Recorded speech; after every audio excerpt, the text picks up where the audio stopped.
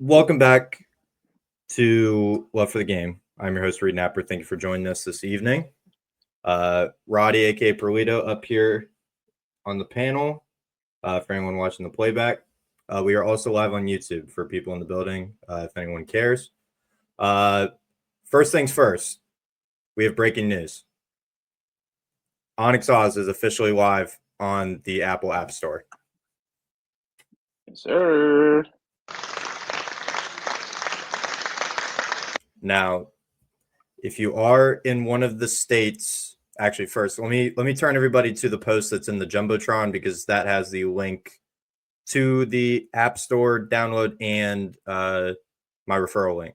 So if you are in one of the 38 states that Onyx is available in, you can download the app on the App Store and be able to use Onyx Odds. If you sign up with the link in that tweet, it will give you $115 in bonus bets upon sign up. Or you can use code LFTG in the sign up. Thank you to Onyx Odds as always. Great partner of the program. Makes me capable to bet on college player props in a state that it's normally not allowed. So appreciate them as always. Also in the Jumbotron is the tweet for the space. People in the building right now would greatly appreciate a retweet of that space. If you haven't already, just get it on the timelines for people that want to come in, talk college football in one of the biggest weeks of the season, conference championship week. Again, Roddy already prefaced it. His dogs in the SEC championship. We will be breaking that down in just a little bit. But where else to start than like we did on Tuesday? The everlasting dumpster fire that is the Penn State head coaching search. Latest rumors are now saying we allegedly might be going after Matt Campbell, the Iowa State head coach. Now, I had said this previously when James Franklin originally got fired, that I thought Matt Campbell would be a very good candidate for the job. He's currently going on the best streak in Iowa State history. The past 3 years at Iowa State have been some of the best in the program's history, and it's all been under Matt Campbell. He's brought in that program from subpar to below average performances year after year, and then when he got there, it's turned into a winning conference contending program in the Big 12. So I think it would be a great hire if it were to go that way. A report also came out about an hour ago at the time of recording that Terry Smith is potentially getting looks from other schools, aka UConn and Memphis. Don't know the validity of that, but also think it's kind of a ploy to force Pat Kraft's hand. I feel like Terry doesn't want to leave Penn State unless he is forced out of the building. He is Penn State through and through. So I feel like it's just a ploy to get Pat Kraft to actually, get out of his seat and make a phone call or two. So, Roddy, curious to get your thoughts on anything new with the Penn State coaching search before we get into the slate. I mean, I'm kind of confused because I'm like, well, if it's taking this long now, like, do you just continue to take your time? Like, the early signing day period. And again, early signing day is important, but it is something that's a little bit more manufactured. So it's not the end all be all. These kids can commit whenever they really want to. I mean, if we look at Ohio State, I mean, Chris Henry Jr., he didn't commit. So, there are schools that even who felt like they locked some kids down might be having different, different situations now that, coaches, carousel is going around. So I don't know. Again, like, we do not know what the plan of action is. We do not know what they want to do. We do not know anything. So I'm just going to rely on the fact that they are going to take their time on the search. I mean, like, what else is there to say at this point? It's just mind boggling. But to bring up, the Matt Campbell part, I think, just you guys now getting him involved, kind of telling. Like, in our opinion, he was, like you said, you've mentioned him for a while. Like, he was a pretty obvious candidate from day one. Yep. So the fact that it's just like, oh yeah, we probably should go after him. Like, Yep. that's not ideal, man. So I don't know. It is what it is. I mean, we definitely, we'll see what happens, but it's still not ideal to not have a coach at this point. It's just not. Yeah, for sure. And anyone that is listening right now that wasn't here on Tuesday, we did go into a further conversation about that. That was a recorded space, and the playback is also on YouTube, Apple Podcasts, and Spotify. So you can go back and listen to that. We had a further conversation about the whole Penn State coaching search debacle. But just to wrap that thought up real quick, I do agree with Roddy. Matt Campbell would somehow, through everything that has happened with Penn State, would still be a very good hire in today's landscape of college football, because he's done a lot of overperformance, if we want to put it that way, with a lot less talent. Like, just look at the roster he had last year and got him to the Big 12 championship. Outside of two second round, first round receivers, that ironically both went to the Texans. Like, he's done a lot with a little. And like, look at Brock Purdy, for instance, with the 49ers. Like, Mr. Irrelevant is a product of Matt Campbell at Iowa State. Just want to put that out there. So again, I think it would be a really good hire, especially after all of the shit that has happened with Penn State, to put it frank. So also, DeBoer said in his press conference today for the SEC championship that he allegedly never had a conversation with Penn State. That, again, that's not what my source has been saying. So I don't know what to believe anymore with the Penn State Church. I'm not going to believe it until there's an official announcement about anything. So Trey, good evening, my friend. What's going on, guys? How y'all doing today? Doing all right. Doing all right. I'm sure you're happy about your Ducks getting the number one receiver. It's not my Duck. I just like Oregon. I'm not a Ducks fan. I just fuck with Oregon heavy. People don't know. Dan Lanning's from my area. Oh, word! So, I didn't know that. That's fire. Yeah, Dan is from about the Kansas City area. Okay, word. So yeah, just showing love. Yeah, I was listening to that space earlier. That was fire. Yeah, I've been in the Oregon space all day. Yeah. Just trying to get an idea of what's going on. Some things aren't set in stone as of right now, so trying to just see how that goes.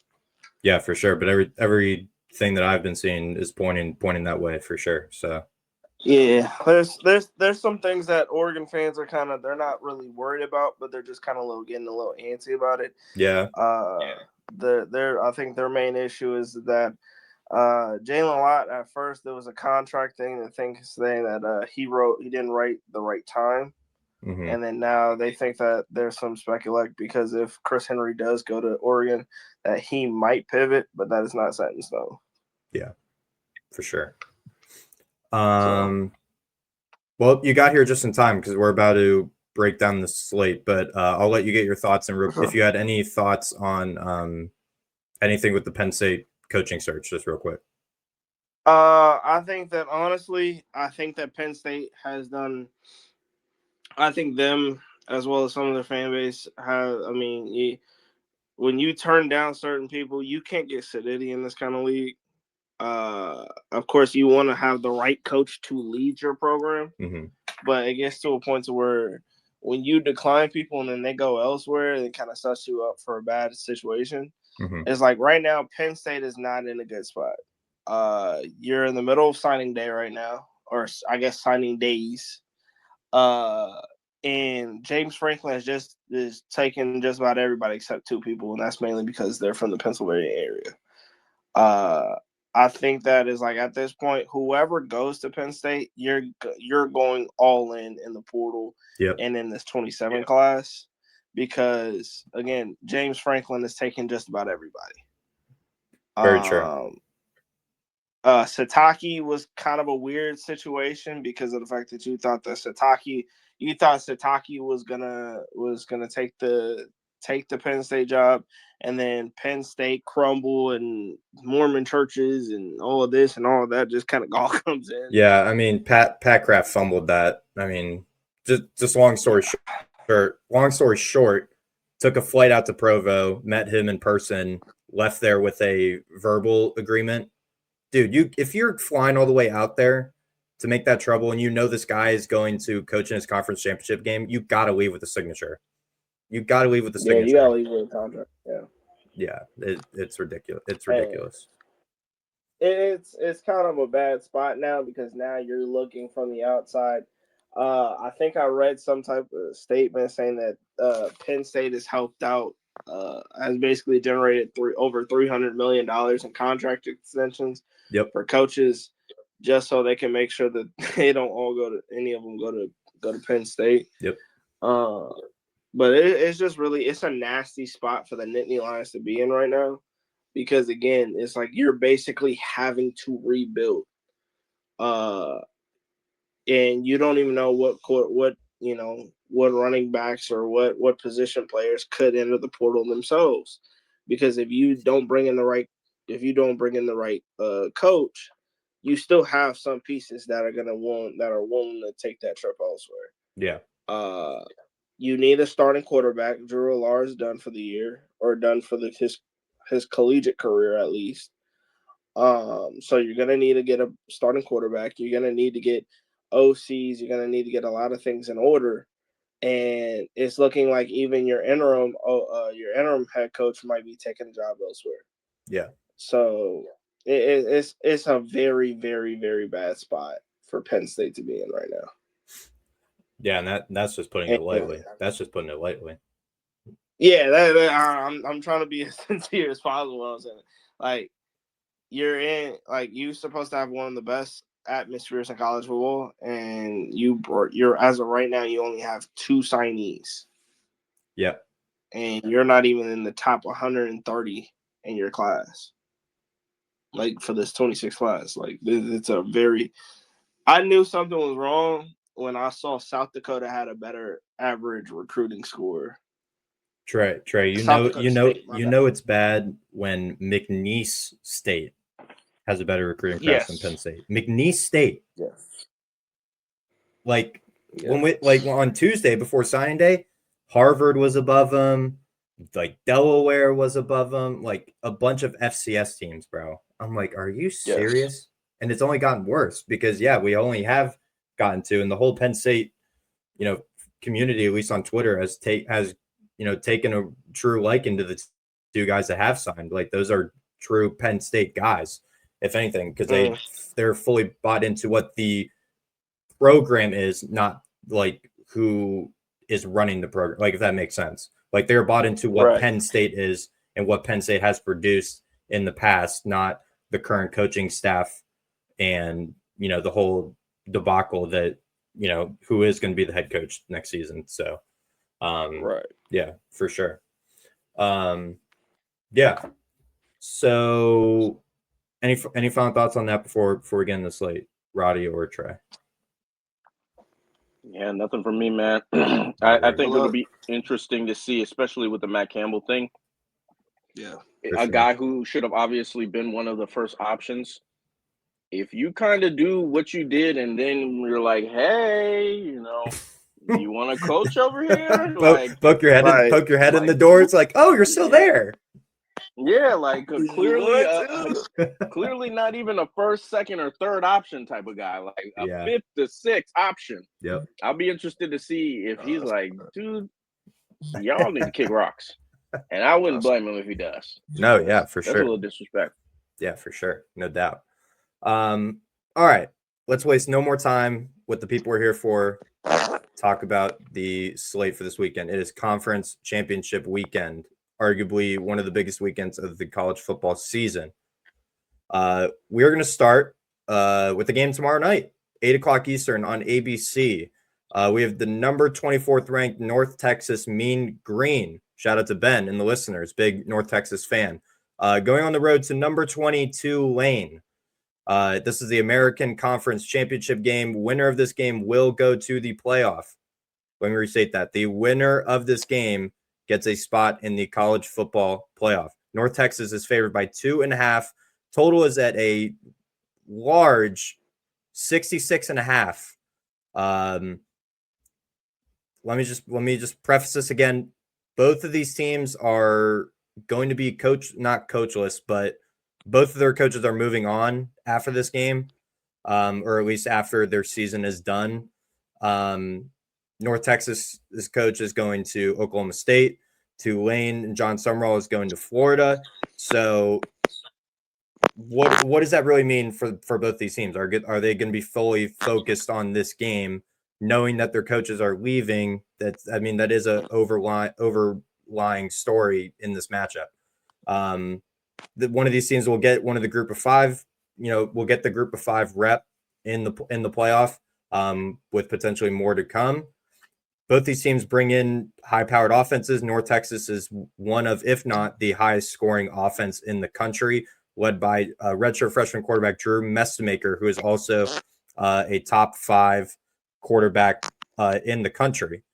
On the other side, Tulane brings in Jake Retzloff, who came in this year from BYU and has led the Mean Green to a record of 10-2 coming into the conference championship game.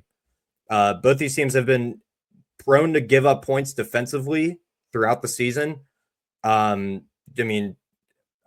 just pulling it up real quickly. Like both of these teams have severely given up points in their matchups. Like North Texas, like their last 3 games, for instance, against UAB, Rice, and Temple, 24, 24, and 25. But they've been able to put up 53, 56, and 52 in all of those games. So the real question is, does either team have any capabilities of stopping the other team's offense? Because you look at a total like 66.5 in a conference championship game, you're thinking, oh, conference championship, like it's bound to be, one in the trenches, grudge match type of game. Both these teams are capable to put up a ton of points on either side. So biggest question here, does either team's defense actually show up to the game? I do not have a real answer for you on that. And because of that, I'm going to go with the better offense in the game. I'm going to go with the better quarterback, and I'm going to take North Texas minus the 2.5 to win the American and go to the college football playoff. They also have one of the best running backs in the country in Caleb Hawkins. Like anything Caleb Hawkins, I'm pulling up his props as we speak, so I will speak more on that in a second. But anything Caleb Hawkins really, or Drew Messmaker, like Caleb Hawkins, just for people who don't know North Texas's offense, they run a I forget what the exact term is, but it's like a go-go offense. So they're running no huddle, 2 plays called in the huddle at one time, and they're getting on the ball immediately. They're running a no huddle all game. And they're able to catch defenses off guard because of that. And their running back, Caleb Hawkins, has benefited, tremendously from that. In his last 4 games, he's against Navy, 197, 4 touchdowns. UAB, 189, 5 touchdowns. Rice, 97 yards, 3 touchdowns. Temple, 186, 4 touchdowns. It is worth noting, Tulane hasn't given up a rusher. Hold on, let me fact check. That was in their last 10 this season. Okay, well, at least in their last 10, yeah, Tulane's given up 1 rusher over 100 yards all season. And that was to South Alabama's Kendrell Bullock. So does North Texas replicate their strong rush attack, or are they going to be fully, willing to pass the ball with Messmaker against a team that's only given up 300 passing yards 4 times this season? So again, whichever defense really shows up, again, I'm going to take North Texas minus the 2.5 on the road at Tulane to win the American, just solely because they do have the better quarterback in the game. Roddy, what are your thoughts on the American Conference Championship? My bad. Got a call. Can you hear me? Yeah, you're good. You're good. Okay, bet. Yeah, two teams that I'm surprised they didn't play this year, which is kind of surprising. But I guess, if the odds makers were aware of, the strength of both teams, I think it's a great matchup to see them for the first time in this game. Yeah, I definitely do think that Tulane is going to have to adjust to a more high tempo offense. Of course, like anytime you have to go tempo, and I know this with playing Ole Miss and offenses like Tennessee, where they like after the play is dead, like you can't even assess really what happened. Like you have to be running back on the ball, get in your spot, get position, and go and make a play. So it'll be interested to see how they do with that. Of course, John Summerall is a defensive-minded head coach, so I'm sure they've been running wind sprints since last Saturday to get prepared and get in condition for this game. But I think the benefit of it is they do get it at the crib. So I think everybody is on North Texas, and I understand why. But I just keep looking back to the USF game, and look, USF's defense is trash, bro. Yep. Like it's very trash. I don't know if North Texas has, experienced like multiple 3-and-outs all year. Like they got smoked by USF, but other than that, they've had smooth sailing the whole year. I mean, of course, they're only lost one game, so I kind of lean the 2.5 with Tulane, man. And I was feeling North Texas earlier in the week, but I really think this defense is gonna really pose a different type of threat to North Texas. Yeah. I think they're gonna have to be a little bit more patient than they've been all year, which I don't know. Sometimes when you have these fast go offenses, you're looking for the mistake and you're taking the shot and you're getting a touchdown. And, we've seen that. We saw that in the game that they played against Rice and Temple. Yeah. But by far, I think this is the best defense they've played. I don't think Tulane's offense is amazing. But if they potentially can muck this game up a little bit, I can see them covering that 2.5. So I'll make it official. Give me Tulane. There you go. With the 2.5. Not on the money line, though. I gotcha. Trey, any thoughts on the American Championship game? Honestly, I think that is like this is if there's a lot on the line college football playoff wise for any G5 school, and that's including in the American League. This is especially with this huge carousel of coaches moving and transitioning. Not a lot of these teams have second chances. If they're within striking distance, this happens. This needs to happen now. North Texas, I think North Texas has done a great job, and I think I think these are the battle of two teams who are not going to be having their coach this year. And for me, is like I think that both of these quarterbacks have made a huge difference because they all have had crazy stories on how they've gotten here. We all know about Retzlaff and his situation at BYU. And then you got Mestamaker, who was a walk-on at one point in time, and now he is potentially leading North Texas to their first ever college football playoff appearance. I think there's a little bit on the line, but I think honestly, I think the biggest thing about this whole thing is I've really liked how North Texas has played. I think that I heard Lito mention about their running back. The running back is a very good back. I love how he's been playing. This is going to be a very this. I don't think that this is going to be a big time scoring game.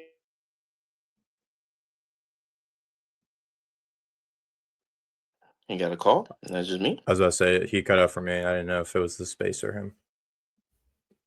Oh, might have got a call.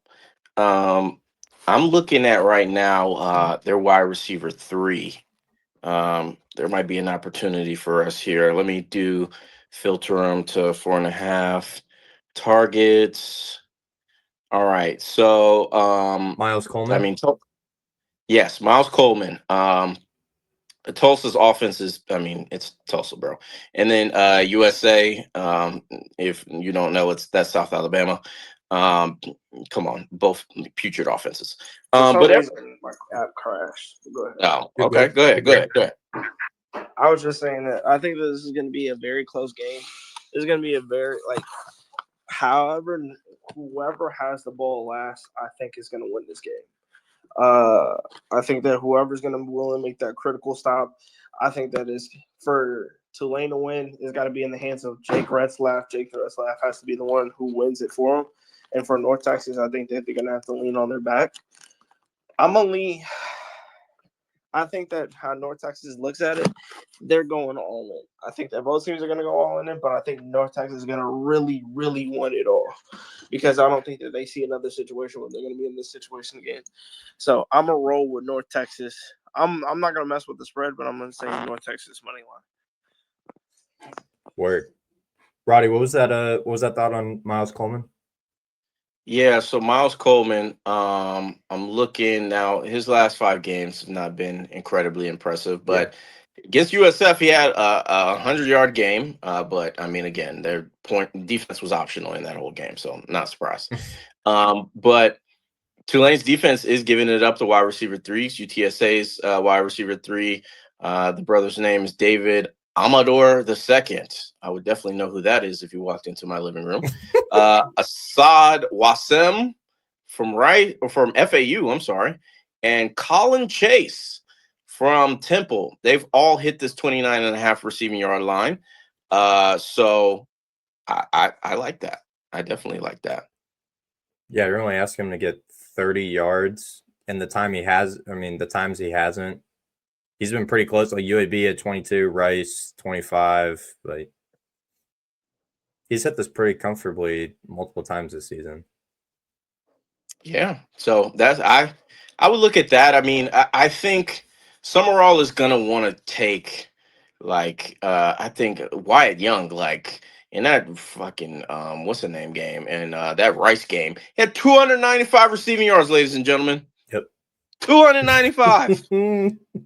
Every time I looked up, that was like a later game. It was like an 8:00 start or whatever because they were in Texas. Yeah. Every time I looked up, 50-yard bomb, 60-yard bomb, 70-yard bomb. I'm like, good God, man. So I definitely think he could get off as well. He's just kind of slow. That's my only issue with him. He is kind of slow.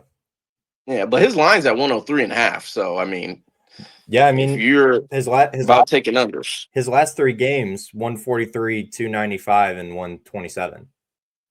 So yeah, dude, I get it. If we could get longest reception, that would probably be the best play because goodness gracious. Yeah, 75, 84, and 61. Good God. Yeah. It's crazy. Yeah, that's ridiculous. Caleb Hawkins base rushing, I think, was 129.5. Yeah, 129.5 for a college running back is absolutely insane. But I mean, yeah, he's done it in a good majority of the games this season. The only problem, I'm afraid, taking that, as I said in the breakdown, Tulane has only given up a 100-yard rusher 1 time all year, and it was South Alabama. Granted, it was the second game of the season, but still. Yeah, I don't know. That's just my thoughts. I mean, the ESPN FPI does it favors North Texas. Just a quick word. I think. Bro, are you playing NCAA right now? Yeah, my bad, y'all. I'm on my dynasty mode, y'all. I heard Reese Davis in the background. I was like, what the fuck? My bad, y'all. Reese Davis at your house? I'm on my dynasty mode. Trying to make FSU great again, man. All right. I might have the play. Caleb Hawkins, 2 touchdowns is plus 105. Now, hold on. Let me preface this. Tulane has only given up 2 touchdowns to 1 running back all year, but hold on. It was to Kawan Lacey of Ole Miss, who is the leading rushing touchdown leader in the country. So, and Caleb Hawkins has scored 2+ touchdowns in his last 5 games at running back. Might be my play. Might be my play, personally. All right. Stop me if you have anything else left on this game, but we are going to get right into the next one. We have the Big 12 championship at noon Eastern on Saturday. This is in Arlington, Texas at Jerry World. We have number 11 BYU meeting up with Texas Tech again. Texas Tech is number 4 in the country. Now, Texas Tech is laying 12.5, totaled around 49.5. These teams have played previously. Actually, just a few weeks ago, Texas Tech won at home against BYU, 29-7. Texas Tech held BYU to only 67 yards rushing as a team, not just their running back, as a team, including quarterback Bear Bachmeier, who is pretty serviceable on the ground, I would say, as a rushing quarterback. He can also sling it from time to time, but it is worth noting that BYU number one receiver Chase Roberts is questionable coming into this game. It doesn't state what the exact injury is, but he is questionable coming in this game. So that then turns the keys over to Parker Kingston, a fellow white Mormon boy for BYU. No offense against them. It's just the reality of the situation. So surprising. So yeah, BYU predominantly wants to run the ball, but they are capable of throwing it at a pretty good clip with Bear Bachmeier at quarterback. Now, on the other side, you want to talk about a pass-heavy offense in Texas Tech. Well, really just a well-oiled machine offense in Texas Tech. No pun intended with the oil, but Texas Tech with quarterback Baron Morton missed a few games this season due to injury. But didn't miss a beat at all. Has been pretty dominant for Texas Tech all season, really. BYU's defense couldn't really do much against Texas Tech the one time that they played this year. And because of that, I feel like there's a lot more questions with BYU's defense as opposed to what we're going to get out of Texas Tech offensively, if that makes sense. Like we know we're getting out of Texas Tech. They've blown everybody out of the water for majority of the season. I'm looking back at their schedule right now. They really haven't even played a close game aside from Arizona State, which was the one game they lost on the road with a backup quarterback. Every other team they've handled convincingly. I'm trying to pull up team totals because that might be the play for me. So Texas Tech's team total is at 30.5 on Onyx. It's a little juiced at -125, but I don't hate it. I could see Texas Tech putting up 31 points in this game. Now covering 12.5. I don't know about that. I feel like BYU has a lot to play for. Again, Kwani Satake re-signed with BYU just yesterday or on Tuesday. They have the revenge factor, obviously, from losing in a very poor fashion a few weeks ago. Model puts this game at Texas Tech -7.5, so it swings a whole 5 points towards BYU. And I think if I had to pick a side, I'm going to take BYU with the points, but I think Texas Tech wins the game. So I will take Texas Tech as my Big 12 champion. And again, like anything, really either of the running backs. BYU does have a pretty stout run game, but the last time that Texas Tech went up against BYU, Cameron Dickey did rush for 121 yards on them. So that's just my thought. I think Cameron Dickey has a pretty solid day on the ground. But again, Texas Tech is capable at, with anything offensively, really, whether you take Reggie Virgil at receiver, Caleb Douglas at receiver, there's a ton you could take. Like if you look up any statistical, background on Texas Tech, there's going to be a lot of green. Like I'm looking at Caleb Douglas's chart right now. This is actually insane. There's one game that really stands out for being bad, and it was the BYU game. But every other game, he's cooked. And I think Texas Tech finds a game plan to get Caleb Douglas way more involved in this game than they did the last time that they played. So I like Texas Tech to win the game.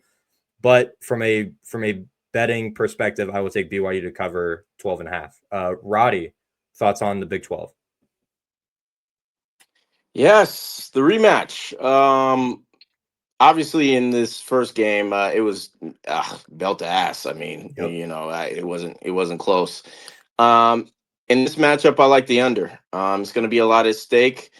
And to be honest with you, I don't really like Texas Tech's offense, to be honest. Like, I think they did enough in the first matchup, but they are not like super inspiring offensively at all.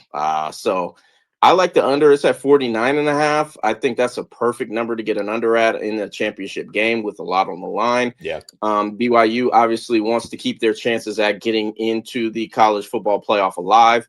So they're, going to be playing hard. Obviously it's a championship game, but I just don't see them being able to really take advantage in the areas that they need to. I mean, obviously we know that BYU is a running team, so they're going to want to run the ball first. But I just think Texas Tech's team speed on defense is way too fast for them, and I don't think they can be blocked by BYU's offensive line, tight ends, whoever is thrown out there to block for the BYU Cougars. I think Texas Tech has a significant advantage against any of them. So, yeah, I just like the under. I don't think there's going to be a lot of points in this game. I could see like a 24 to like 10, a 24 to 13. Like I don't think there's going to be a lot of points in this game at all. So, give me the under. Trey? I think I think I'm gonna rock with Texas Tech, and actually I'm rocking with the spread. I think the last time Texas and BYU played, Texas Tech was not very like they were coming back from injury, but they weren't really fully healthy. I think that their quarterback just came back. But he wasn't 100%. But the thing about it is that Texas Tech may not look inspiring, they might not look flashy, but the one few things that they do have is they have speed and they have talent and they have game changers. On the offensive side, we all know about Cameron Dickey. He's definitely one of the best running backs in college football. Yeah. On the defensive side, Jacob Rodriguez, a guy who should rightfully so be in the conversation for the Heisman.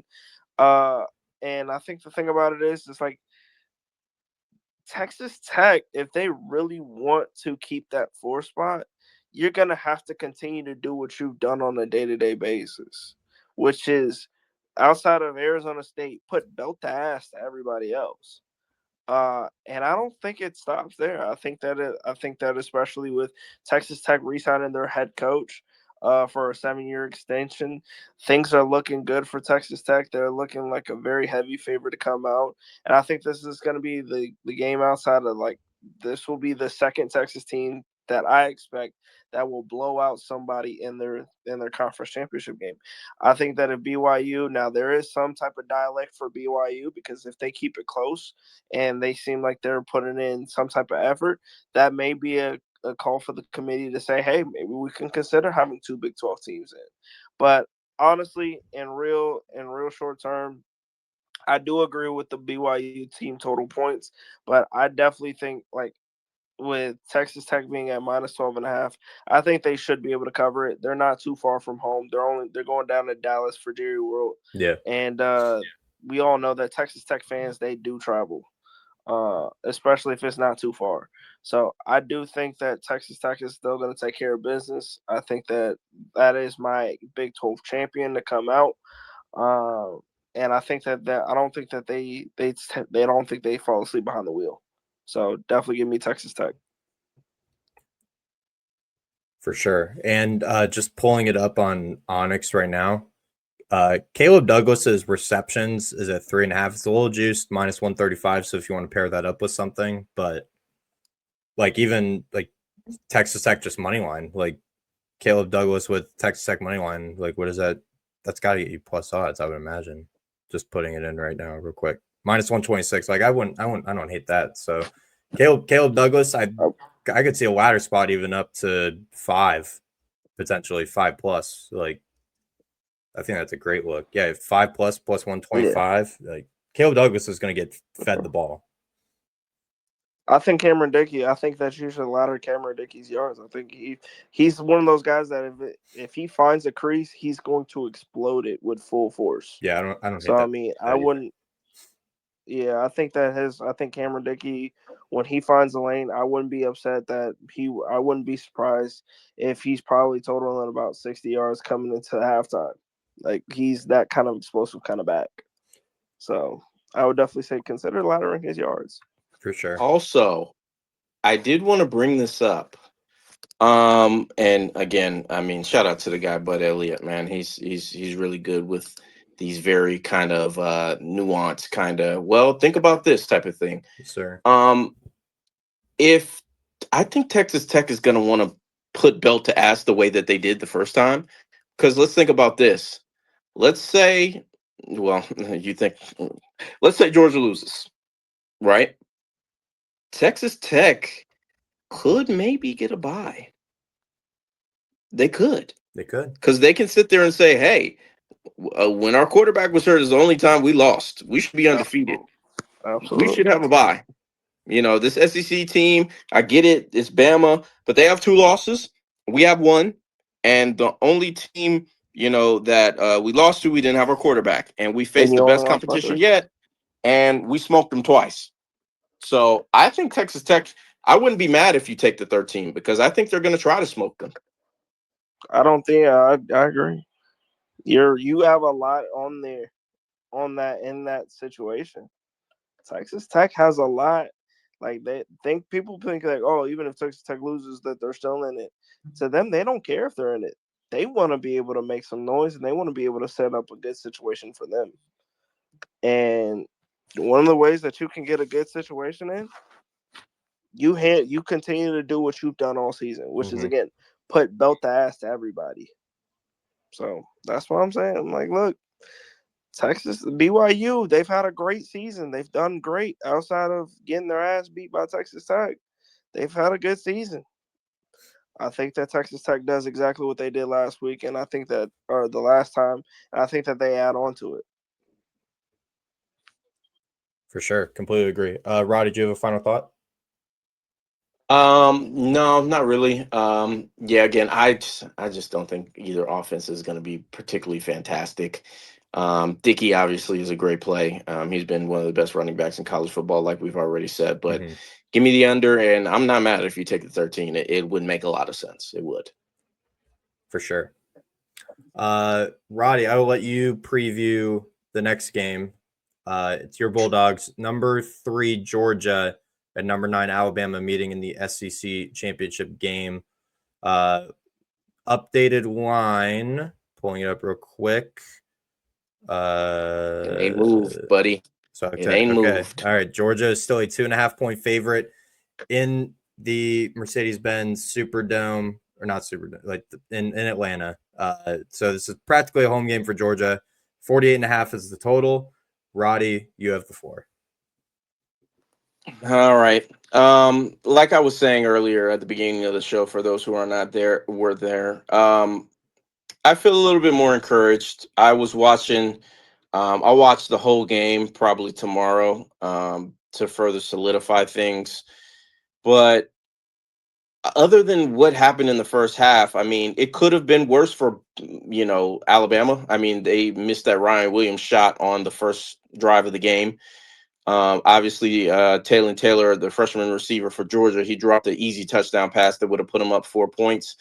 Georgia was 4th and inches, at the Alabama, I think 15, and they got stuffed. So again, Alabama didn't score in the second half at all. Everything production-wise that they did was in the first half. So I think over the last couple of weeks, if you look at what Alabama has done, especially in conference play, it hasn't been really inspiring, to be honest with you. I mean, they haven't scored over 30 points against the team since October. So I can totally understand and get why people are heavily on, the Georgia side. But I just cannot ignore how I said it in 2012. I was a young kid, so I didn't really know as much about football as I know now. But if you want to go from 2012, when we should have spiked the ball and lost the game on the 10-yard line, if you want to go to yeah, I know. If you want to go to in 2018 or 2018, when after the Jalen for Tua swap, then the Tua for Jalen happened, and hey, he came in and won the game too. You want to go to 2023, which I thought personally was our best opportunity. We came into the game undefeated, and look what happened. So I personally, look, bro, I can't pick a side. I'll be betting too much with my heart. I do like the under though. I think that both teams are going to have a defensive battle. For those who don't know, Drew Bobo, our center, one of the best players on the offensive line, is going to be out potentially for the season. Yeah. It's looking like it is going to be for the season. LT Overton, defensive lineman and edge for Alabama, is going to be out of the game as well. Quay Rousseau, I think, is still out for the season. Is Cuevas? Josh Cuevas, he doesn't have any lines up. Okay. But I think he's listed as questionable as of right now. Okay. So it's going to be tough, man. It's going to be tough. It's going to be the hardest game of the season. I don't think there's anything to argue with that. Now, in terms of plays, I do like the under. It's came up a little bit, but I do like the under still. I personally like Gunnar Stockton to throw an interception. I just think it's going to happen. You look at Bama and the teams that they've played. Let me go ahead and I'm on Doink right now. Let's do the filter. Gunner's average over his last 10 games, about 27 pass attempts. So we'll do 26 and a half. Yeah. Every quarterback who's averaging or over 26 passing attempts this year against the Alabama Crimson Tide, whether they're on the road or if they're at home, has thrown at least an interception, maybe two. So I like Gunner to throw an interception. It's minus 115. I got it on Bovada, but I'm sure you can get it on the Blue Book or somewhere else for 115 or whatever. I do kind of like Gunner's rushing yards, though. I do. Read my mind. I do. I do think there's going to be some value in that. There were some quarterbacks, as I did the 26 and a half passing attempts. The only person who didn't hit a 26 and a half rushing yard line was Joey Aguilar. Bo Pribula hit it. My guy Diego Pavia hit it.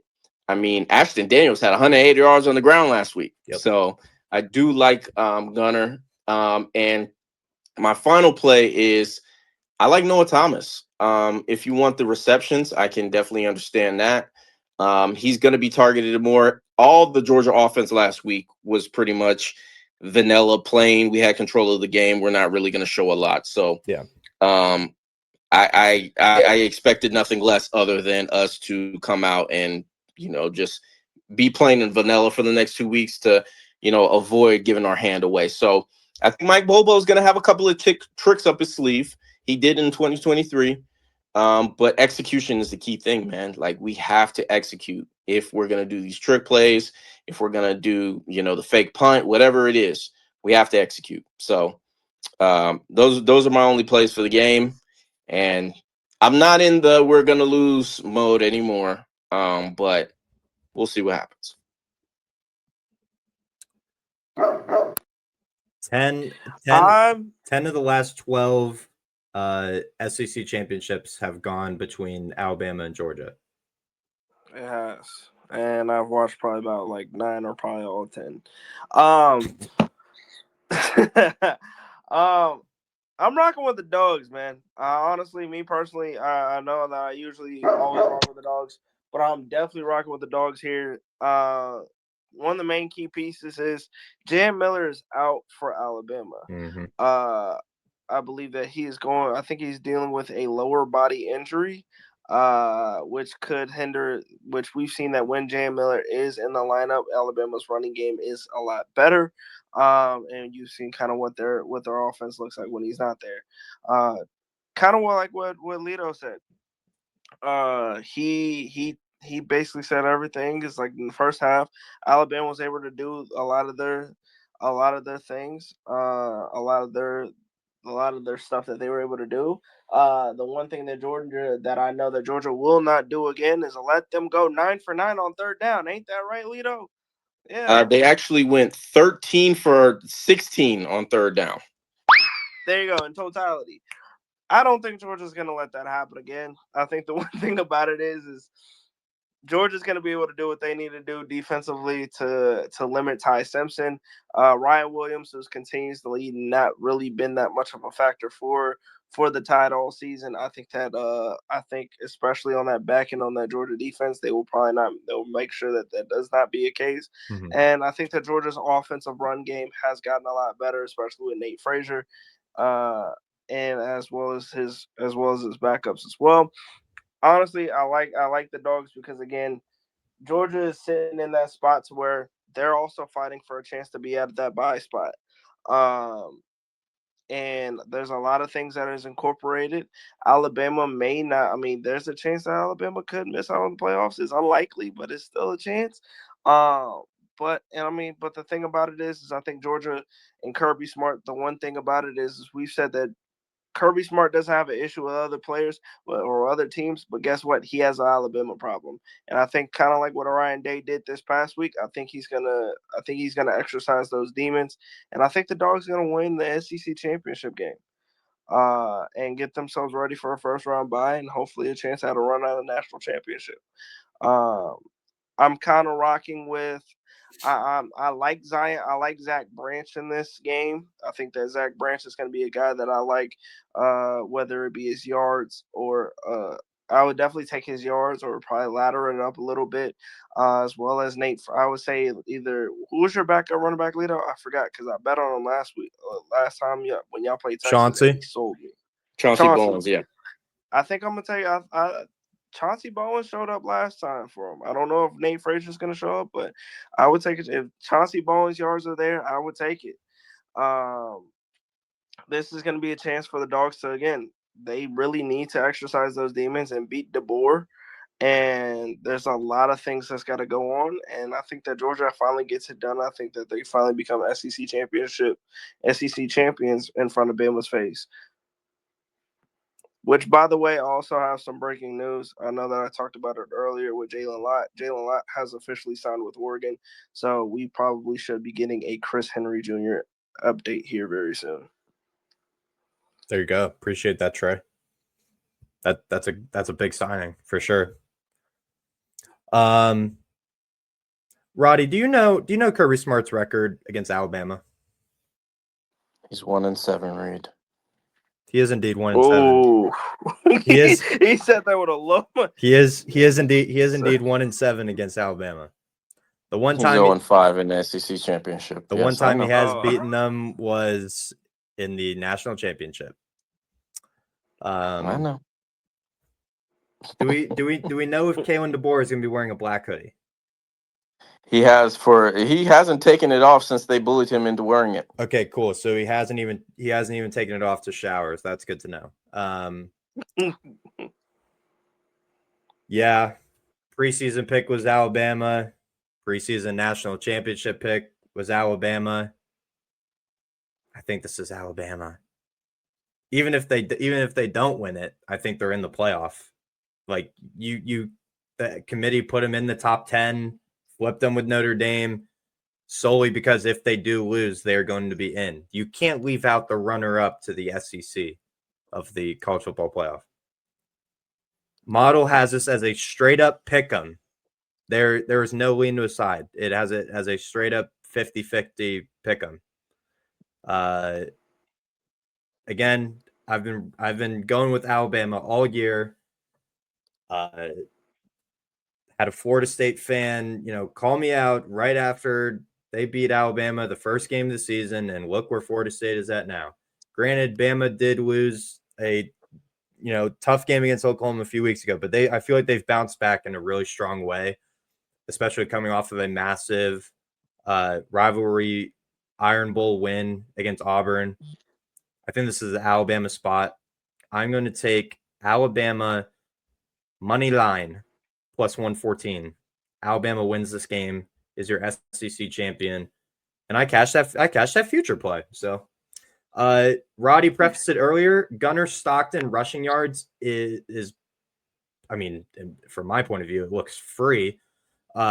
if you filter it out, Gunnar Stockton with 8 or more rush attempts this season, 73 yards against Marshall, 38 against Tennessee, 26 against Auburn, 59 against Ole Miss, 11 against Florida, and 42 last week against Georgia Tech.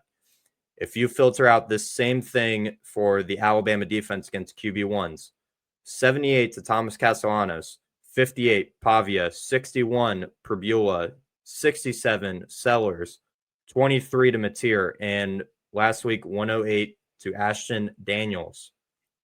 Gunnar Stockton, you are getting plus money for 30 plus rush yards from him at plus 104. That seems free to me. Roddy prefaced it earlier. Great minds think alike. So Gunnar Stockton over 29.5 rushing yards is one of the plays I love in this game. Also not mad at Nate Frazier rushing yards. He is coming off a great game last week against Georgia Tech, 16 carries for 108. He didn't have his best performance against Alabama the last time. It was the Chauncey Bowen show. Had 12 carries for 119 in that previous matchup earlier this season. But I think Nate Frazier has regained that number one running back spot. And I think Georgia could get some spurts on getting their ground game going against this Alabama defense. I just feel like Alabama can make more plays throwing the ball, and they've shown that over the last few games. Jeremy Bernard has stepped up. Isaiah Horton, obviously, last week against Auburn had 3 touchdowns. Ryan Williams has kind of gone quiet. I mean, off the top of my head, I can't even remember a play he had against Auburn last week. So Ryan Williams is basically 0 catches, 0 yards. Exactly. Yep. Like he was nowhere to be found last week. So if he's completely out of the game plan, if Josh Cuevas is back at tight end, he has been banged up. So that's definitely a factor, in my thought process here. But if he's back, he's a big target for Ty Simpson. And again, Ty Simpson has been trending back upwards since that Oklahoma game. It wasn't his best performance. He didn't throw a ton of interceptions or anything. It's just he had a lot of incompletions and a lot of them, downfield. So I feel like if he is in rhythm like he was last week against Auburn under a lot of pressure, this is essentially a road game for Alabama. So if he comes into this environment and just stays composed, takes what is given to him, what is shown to him by the Georgia defense, I think Alabama is just capable to make a few more plays than this Georgia team. So I will take Alabama straight up plus 114 to win the game. Sorry, Roddy. Had to do it. Hey, look, y'all be mad at me when I say it's going to happen. So I'm glad somebody actually believes me. Yeah, had to ride with the preseason pick. I can't go against that. Yeah, I think it'll be definitely a very good game. I think it'll be kind of like some of the games that we've seen between these two teams. For sure. I think especially is like when you looking at it, Oscar Dope, he's a guy who's been very familiar with playing in these types of situations. There's a lot of experience on both sides. I think that Ty Simpson is going to do what he needs to do passing wise. Mm-hmm. It's just holding. It's going to be, for Georgia's standpoint, is being able to hold Alabama to 3 instead of letting them score 7. Because we've seen a lot of these situations and pivotal points, Alabama was able to walk down Georgia and be able to score a touchdown in very pivotal situations, and that's kind of what put them above and beyond.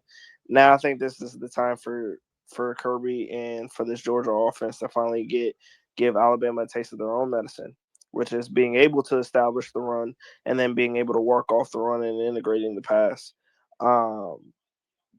This is going to be, again, one of those times where you're going to need your wide receivers to step up. This is going to be the game where you're going to need Gunnar Stockton to step up. And if neither of those two players do step up, you're not going to set yourself up in a good situation to win the conference championship. But again, the one thing that we know that Kirby does is Kirby's going to circle games like this on his calendar, and he's going to say, "Look, you may have beat me once, but you're not going to beat me twice."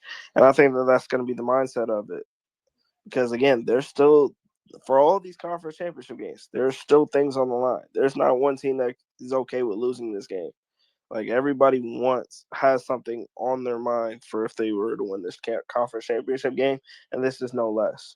But me personally, not just because of the fact that I am not a fan of Alabama by any case in point ever in my life. I think this is going to be the time where Georgia's going to finally take reign and be the SEC SEC champs.